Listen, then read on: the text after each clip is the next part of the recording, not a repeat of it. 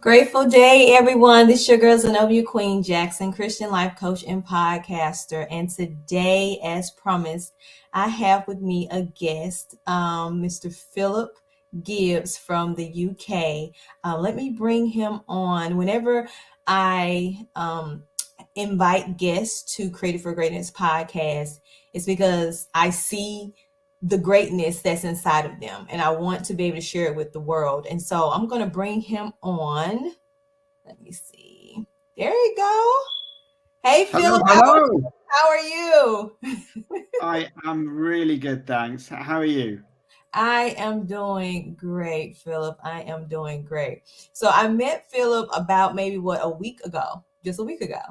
Yeah, less than a week ago. I think we've been like rapid to this. Yes. And so he and I connected via LinkedIn, and I wanted to know more information about like referrals, because he's known as the referral king. But before we get into all of that, Philip, tell our viewers just a little bit more about you, Philip Gibbs. Yeah, sure. Well, as you can probably tell by the accent, I'm English, based in the UK, in Oxford, which is about 45 minutes outside of London. Married to my lovely wife, Polly, who is an interior designer and responsible for all the goodness that surrounds me here in my beautiful little home office. Um, and yeah, I have a sister with lots of nephews, and Polly's got lots of cousins and stuff too. So we're a big family, no children ourselves, but a wide spreading family outside of us, Mm. which we love. I love I play quite a lot of golf. I love my winter sports and skiing and motorsport and all that kind of stuff. So yeah, that's a little bit of me, who I am, because we're going to talk about like the referral side of things. Well, yeah. Well, you say you guys have a lot of nieces and nephews, so I'm sure you have a lot of love to spread to them as well.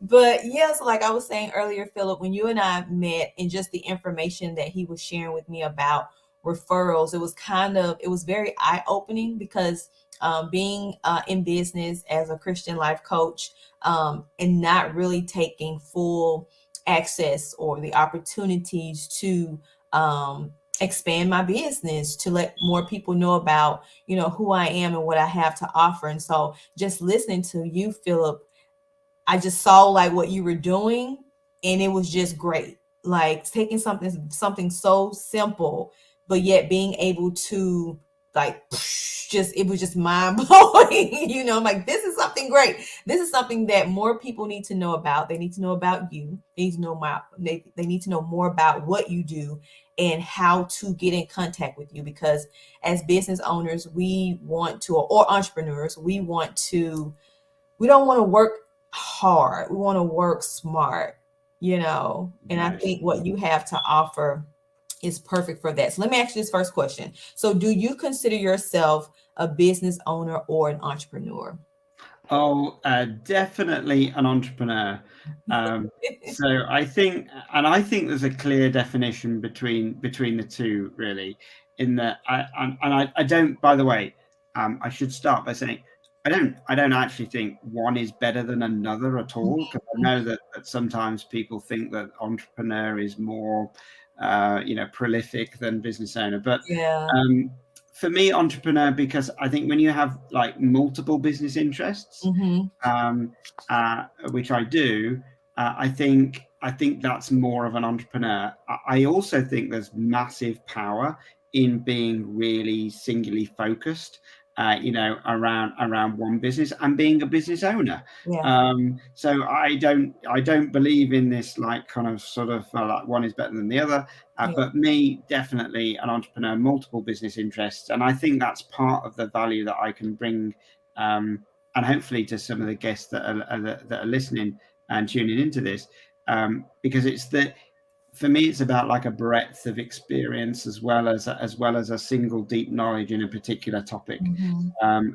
and that's what I like to think that I've built up under my many years, which I won't say how many, years, in business. Yeah.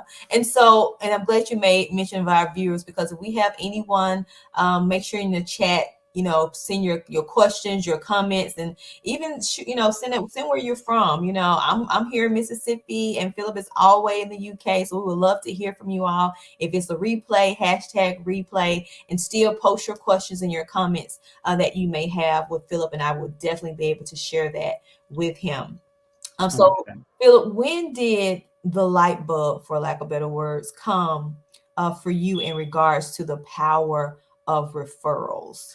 Yeah, sure. So this was easy. So at the time, um, I was running a golf and country club at the time here in the UK, Mhm. and you couldn't get much more of a traditional business than that, right? I mean, a fixed location, very old traditional business model, um, but I was brought in by the owners to run a little project for 4 years or so to grow it, and ultimately they wanted to sell it.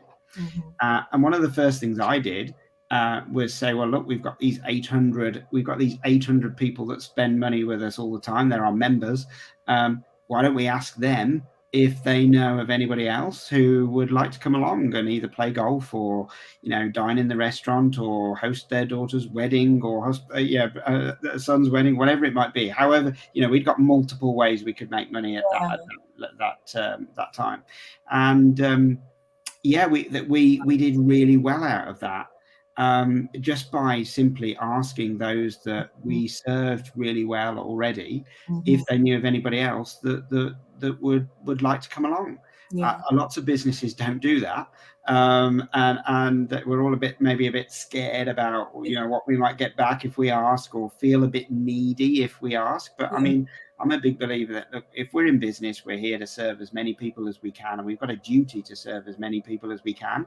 Yeah. Um, and therefore, asking those that we're serving really well at the moment is a bit of a no-brainer. It's an easy way to attract referrals. Um, so that was the first thing, and I didn't really know of this as referrals as such at the time. We were just thinking of like marketing tactics. Um, but then what I started to discover soon, about 6 or 9 months after launching that first campaign, Mhm. was I got approached by a golf pro who wanted to host some corporate golf days that he was being paid to.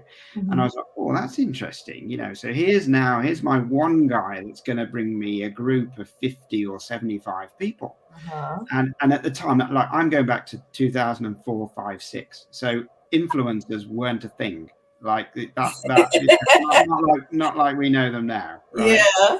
Um, and I was like, oh, so he's now. I mean, I've labelled them. I was like, okay, well, Mark was like an influencer Mhm. of my ideal clients. Okay. Um, and we used to so what we did then is we really tapped into that and said, okay, well, how many more people like Mark can Uh-huh. I get bringing me groups of golfers? And that was when everything changed, Wow. because now I'd got the influencers Uh-huh. bringing me groups of people, and those individuals that they were bringing became my individual referral partners. Oh, wow. So now I'd got more people coming in from the influencers, more people then that I was asking, do you know of anybody else that would like to come along? And they're like, yeah, sure, we've had a great day. Yeah. I'll recommend, I'll bring my pub golfing society, or I'll bring my whatever, along, even if it was just for Sunday lunch or evening dinner.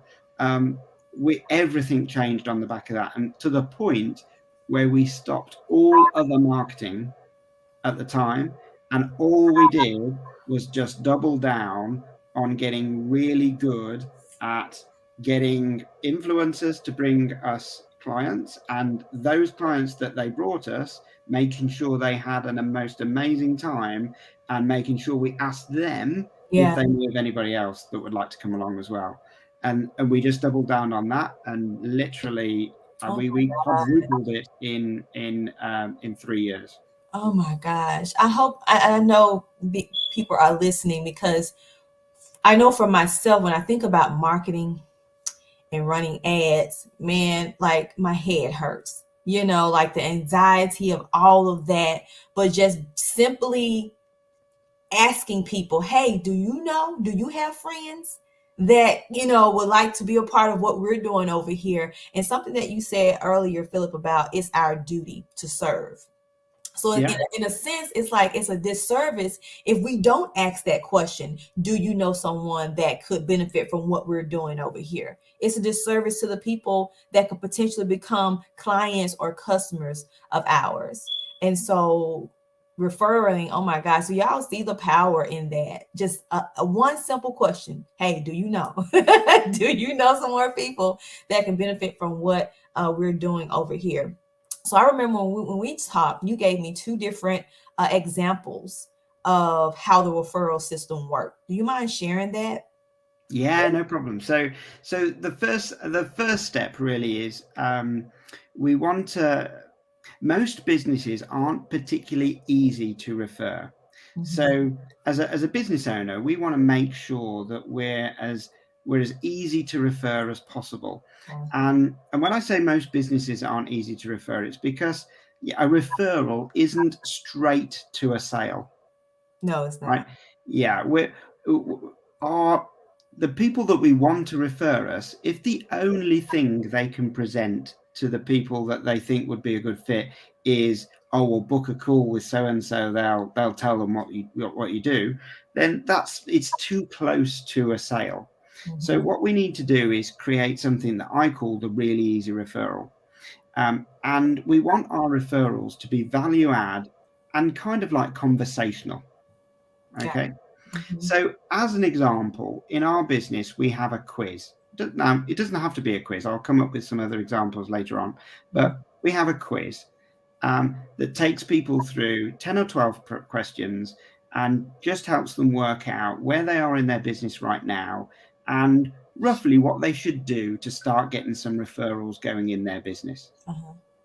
And depending on how you answer those questions, there's four particular outcomes that you can fall into. Okay, so Okay. on the back of those, we give a little value add report that says, okay, well, you've answered your questions in this particular way, Mm-hmm. which means that your next three steps are to do this, this, and this. Okay. Okay, the beauty of that is that it's nowhere near a sell, it's all value add, and it can be conversational from the referral partner's point of view. So if Mm-hmm. they come across somebody who is struggling to get good quality leads into their business, Mm-hmm. it's dead easy for them to say, or if you're struggling with that, you want to pop over to Phil's website, take his quiz. And depending on how you answer the questions, you'll get this little personalized report at the end that will show you the next three steps for you to do. Mm-hmm. Yeah. Yeah. At, at no point in anywhere in that cycle have we approached anywhere near money exchanging hands. No, we have not. Yeah. Yeah. Now that's the number one job for businesses to work out. Now, it doesn't have to be a quiz. It could be a pathway, a mind map, a cheat sheet, a worksheet, a product comparison. Any of those kind of things are really useful. If you're on the edge of or facing a challenge, and somebody can help you with something that just helps you, even just understand that there's a set of steps that you need to go through Mm-hmm. from where you are to get to where you want to be. Yeah. Even a pathway document that says, okay, well, you're probably here or here now. Yeah. You know, if you want to get over here, these are the things you need to consider Yeah. in the meantime. Even that, for somebody who's facing a challenge right now, can be that moment of clarity Yeah. that gives them at least some light at the end of the tunnel, that if they just follow these steps, Yeah. they'll be all right. And it also weeds through people that aren't your perfect client or customer, so to speak. And for the person that's actually doing the quiz or the worksheet or the mind map, for them to know where they are, if this is something that they're ready to actually invest their time and money in. Because time is the commodity. If we keep it real, like we don't have time to waste. You as an entrepreneur don't have time to waste, and the person that may be in need of your services, he or she, they don't have time to waste. So that's perfect to have something already in place. Step one, to kind of filter through for people to make sure, hey, am I going in the right direction? That's awesome. Yeah, yeah, 100%. I think so. That's the first step that people want to sort of just, it is our responsibility as business owners to make sure that we are really easy to refer. Gotcha. Okay. Okay. The second part then is, we need a little bit of value add, because even though referrals are much, referrals and word of mouth and recommendations are much easier to convert than any other leads because of the nature of trust that Mm-hmm. comes with being referred. Mm-hmm. But we can't rely solely on that. We need to earn the right a little bit to with that individual to say, okay, look, we do know what we're talking about, Yeah. and we can help you. So we've got to earn a right. Now that is the second stage, is what we call the value add sequence. So this could be, again, this could be a little report. It could be a little video. Okay. It could be, all sorts of, mini little training sequences, things like that. I've got people that use like little, like 3 or 6 part email sequences that go out, things like that. So if you're scared of getting on camera, don't let that hold you back, because you can voice over slides. It could be emails, it could be written, it could be a series of little mini blogs, whatever. But just something that positions you, that takes the first bit of information that you've given them and Mm-hmm. just expands on it a little bit further. That says, okay, well, if you're in this position, then you might want to understand this, you might want to know a little bit about this, and you might want to understand that, to help you make a more informed decision about what you want to do to get over the challenge that you're facing. Got you. Awesome. And Awesome. Awesome. video is super cool for that, but Mm-hmm. it doesn't have to be video. But if you can use video, I think the one thing that COVID's done for us, right, Mm-hmm. is it's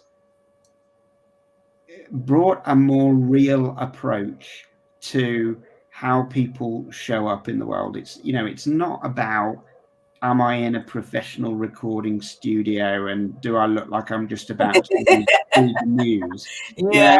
know, it's not about that anymore. It's about, Yeah. actually, what I'm saying is what I'm saying making sense. Yes. Yeah. True. And I like that. COVID has definitely benefited the world by lowering everybody's expectations Yes. around the visual, Yeah. and throwing much more focus on the content, which is the Exactly. important bit. Exactly. It has definitely ridden us from the fluff. I mean, as you can see, I have a desk behind me with tons of paper on Yeah. it, but I'm in the comfort of my home bringing them some great information in regards to referrals for your business, man. Yeah, 100%, right? It's about the value of the content, not the surroundings. Yeah. Exactly. I love it. I love it. Well, we're going to take a quick break and we're going to be back with Philip, the referral king. So you all stay tuned. Don't go anywhere. Awesome.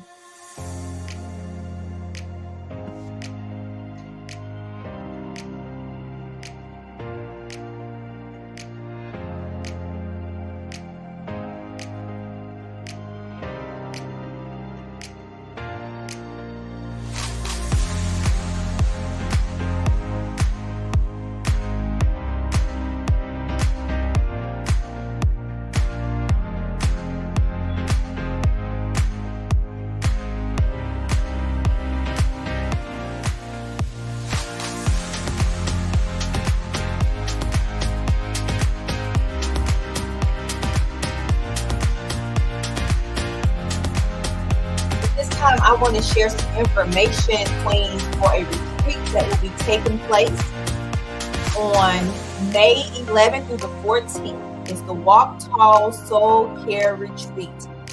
You are ready to find out who you are and looking at how to step into God's deep design for you. This retreat is for you.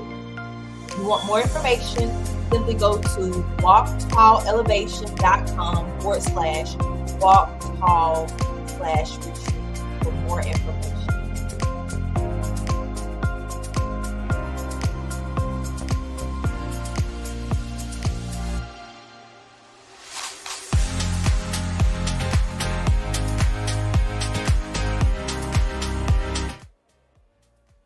Awesome.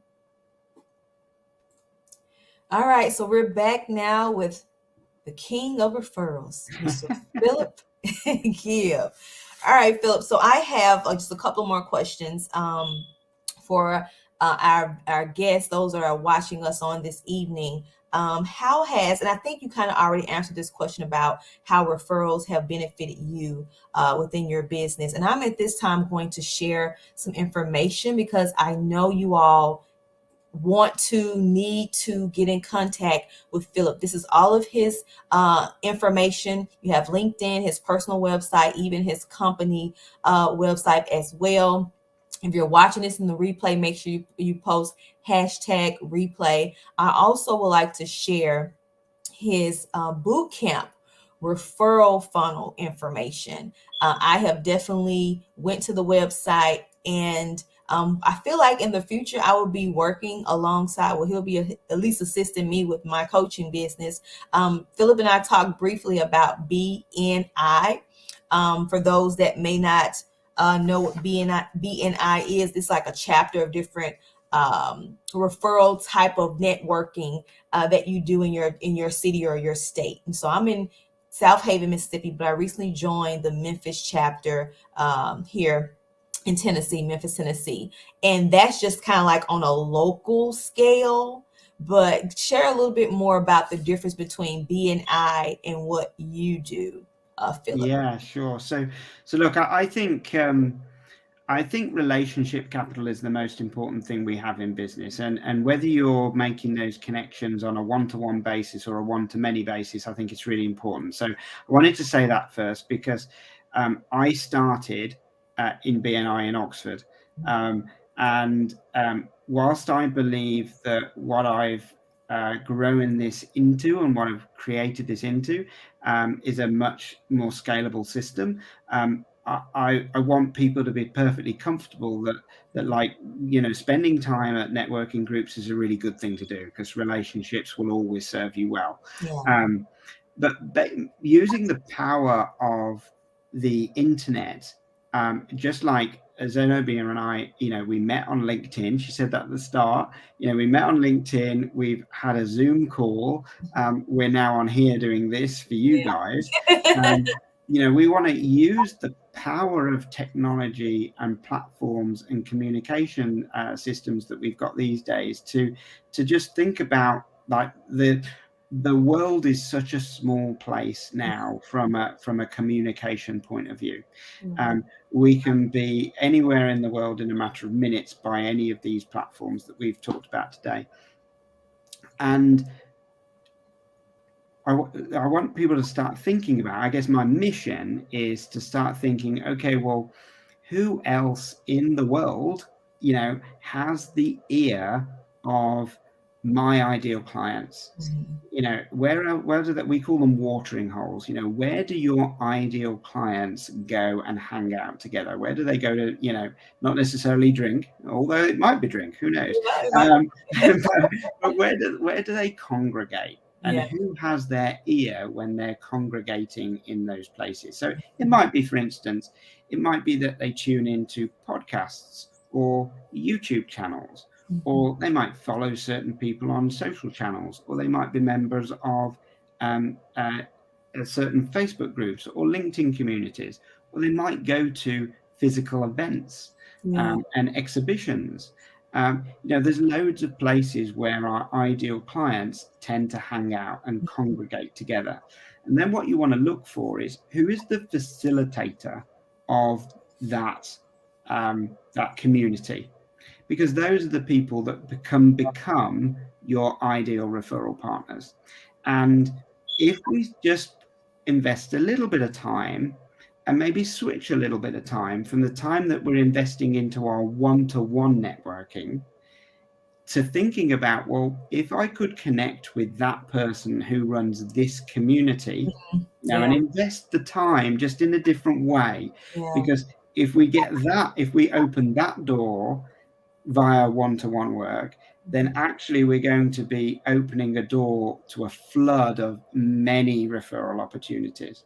So sort of think about a bigger picture than just the one-to-one local work, Mm-hmm. and think on a global scale, uh, or certainly a national scale. Everybody could think on a national scale. I'd encourage people to think on an international scale as well. But on a national scale, who's got the ear of our ideal clients? And let's invest a little bit of the time that I might put into my one-to-one referrals into getting to know them and getting my foot in the door with them. Got you. Got you. One of my top tips here, this is absolutely golden for everybody that's listening. Okay. If that person has Mhm. written a book, they may not have, but if they have, which is getting more and increasingly common these days, Mhm. if they're an expert in their field and they've written a book, buy the book, read it, find bits that resonate with you, and share it on social media and tag the author of that book when you share it. Oh. Every author, no matter how big or small, loves it when they know that their writing, their book, has impacted somebody's life in a Yes. certain way. Yes. It Yes. is the fastest way to, and I've done it many, many times. I've got all sorts of stories where I've used that exact technique to Mhm. open the door to people that I had absolutely no contact with. I had no route to connect with them, but I read the book, I bought the book, I read it, I found some interesting bits, and I got, I love it when you talk about this in chapter 3. Ah. That gave me a really, that gave me a brilliant bit of insight, made me think about that in a Yeah. completely different way. Thanks so much. Tag them on social media with That a is. post like that and a picture of the book, you holding the book or whatever. I guarantee you that you will get a response. Oh. Then it's your, then you've got to work that, Yeah. and Yeah. you've got to massage that to get your foot in the door and say, okay, well, look, I specialize in this, and I I think that I've got some lovely value that I could share with your community. Any chance we could do a live together or a podcast episode or an interview together, Mhm. I'd love to share that. I think your community would find that really useful.